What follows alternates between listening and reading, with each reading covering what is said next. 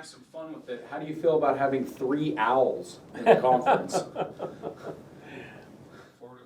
Florida Atlantic, Rice. Temple, and Rice. Temple. And 3 T's. Tulsa, Temple. So you guys have drilled very deep. In-depth reporting.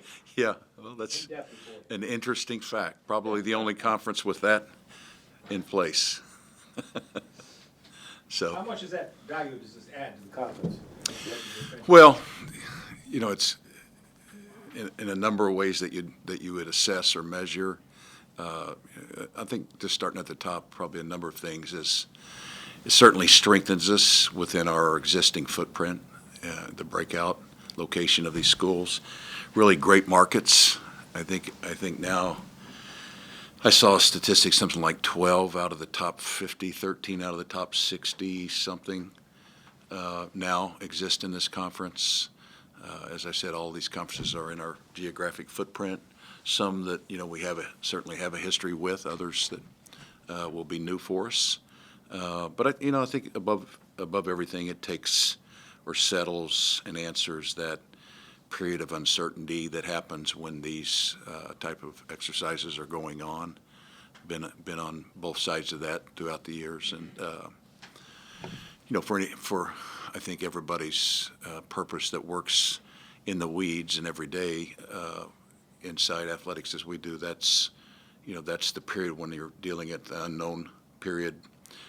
Provides some certainty, provides a blueprint to this for us to continue to grow and be an aspiring league as it's been from its origins. So that'd be the assessment I'd give. When all of this was, When the current American TV deal was announced, Derek Gregg said it was basically the most important day for TU athletics financially, ever, or something along those lines. How close can you guys remain to that level, like whether it's $7 million a year or whatever it is? I think in the kind of the metrics that we really focus on, which is exposures, which is a huge part of it, because you've got to create presence and awareness of your university, your market, your programs, et cetera, and the others resources. I'm confident we'll come through fine on that part of it. when all Kelly? of this, the talk was, flaring up again, what was the sort of approach that Tulsa had? Are we going to still fit in the American? Are we going to have to pursue something else? What was that process like? Well, it triggers all those things, just because of the uncertainty that comes with it, and kind of doing the things that I've learned over time that you do, which is have as many different conversations as necessary as possible out there. That seemed like, if anything, I'm relieved of that coming to closure. Not that I don't enjoy my friends and proteges out there, but I don't need to talk to them every day, every week, and so bringing closure to that. But I don't think we ever questioned that we could come through this, within the existing framework that we were part of. There was enough early on interest coming from a variety of sources that indicated, that this was still a league that helped programs, grow and develop because of those things, exposures and resources. It was going to draw interest, and it did quite a bit from a wide variety. So it never caused us to hesitate in regards to our status in there. Do you feel that the conference is done as far as making some moves, or and do you think You never, adding- Dan. Can't predict that. I think for the foreseeable future we are. But 4 months ago, I didn't foresee that we'd be sitting here today. But so, however far that foreseeable future sheds light on today. But I think that was somewhat surprising to us, that we did grow that fast, because I think because of some of the early conversations, it initially appeared and seemed as it might be a smaller number.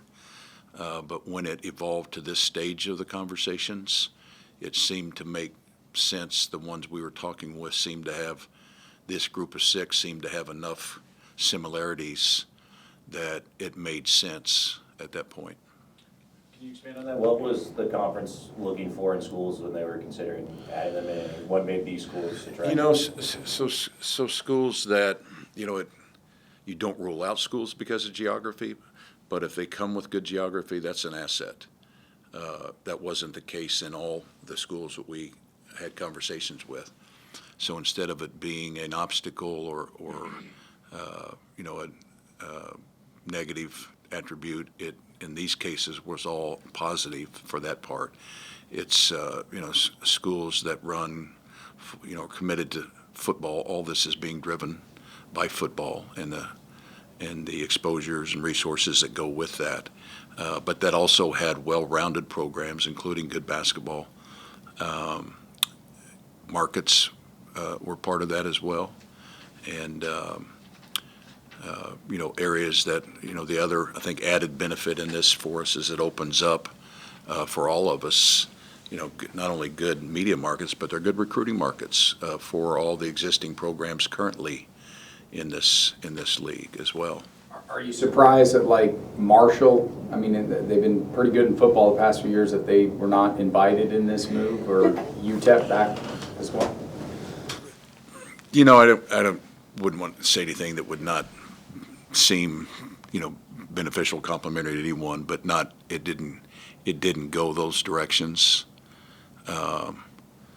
Because again, it's not just, you know, a football record, for example. You take the whole thing in its entirety in there, from location to market size, you know, recruiting ability to really grow and sustain successful programs. So, Rick Caden's question about the TV deal, the media deal, that's sort of the game, isn't it, here for you guys? You need that to be whole moving forward. How anxious will you be to find out whether you will be made whole with the redefinition of the conference? well, that's, you know, that's where it starts. That and really the number of, I mean, they don't pay you not to be shown. So the number of exposures, that was, I'm sure when Derek was referencing that a couple of years ago, was a big part of it, along with the resource piece. So I'm confident, you know, I'm confident of what that outcome will be.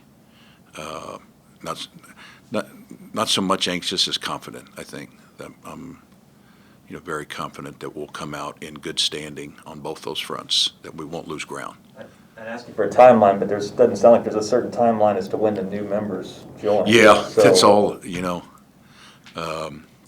just because of the national chess game going, you know, that's all, a lot of that's triggered by not our 6 schools or us, but other schools, other leagues, you know, that went before us, things like that. There'll be a domino effect for sure. You know, it's by contract.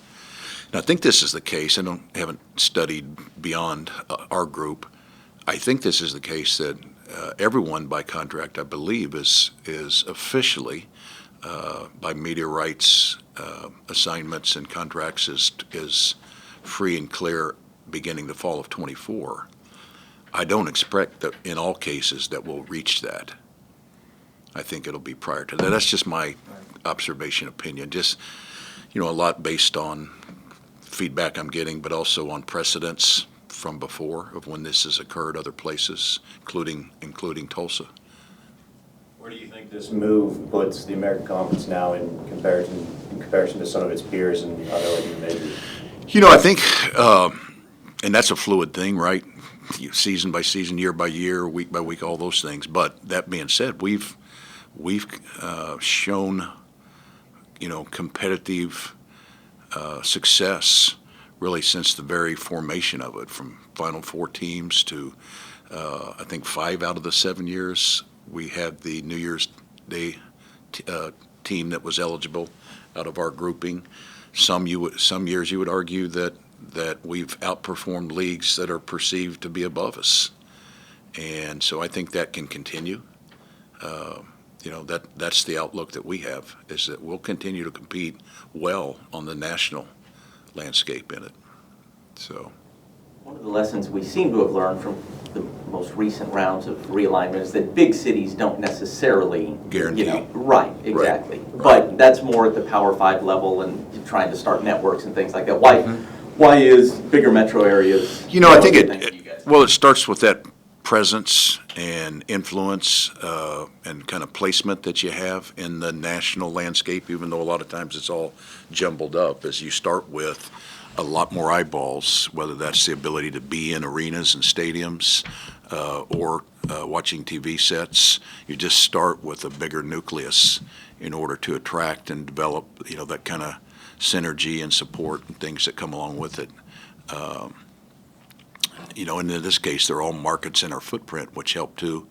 That, I know our coaches are looking at it from a recruiting standpoint. It opens up some places that now will have presence that maybe we didn't before, things like that. Last question. Sorry. The 3 that you're losing, Mm-hmm. how do you come to terms with that now? I mean, I guess a lot of people saw it in our industry as almost inevitable. Mosby had to do something and to Right. counteract what Oklahoma and Texas did, and it made a lot of sense across a lot of fronts.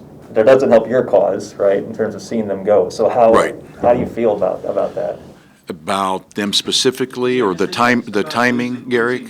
With that kind of profile and especially You know, what I Cincinnati's think doing this year.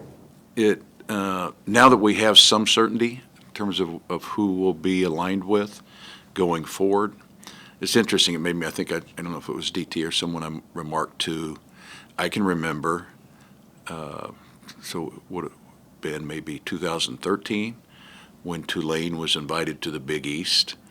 Some of the comments, obviously it was hugely popular in New Orleans, Louisiana, and Tulaneans out around the country, but hearing some blowback, whether it was media or a school or two, that said, oh, geez, how does that help us? And so, yet that was a catalyst to help, kind of seal the rebuild of Tulane, both from perception but in reality too. And I think that's a natural reaction. As I said to our coaches this morning, look, Notre Dame didn't agree to come. At Southern Cal did, neither did Ohio State.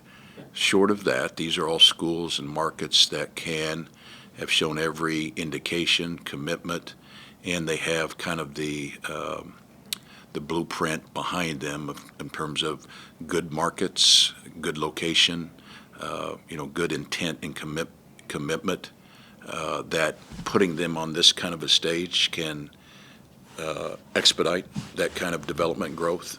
And so that's what that group represents, Gary. But as far as the other group, and some of them, as we all know, just like the rest of us, they've had their peaks and valleys through that period as well.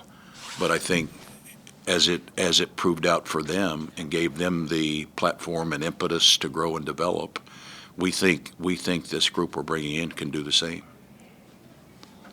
Good? So, Thank you, Rick. yep, good seeing everybody.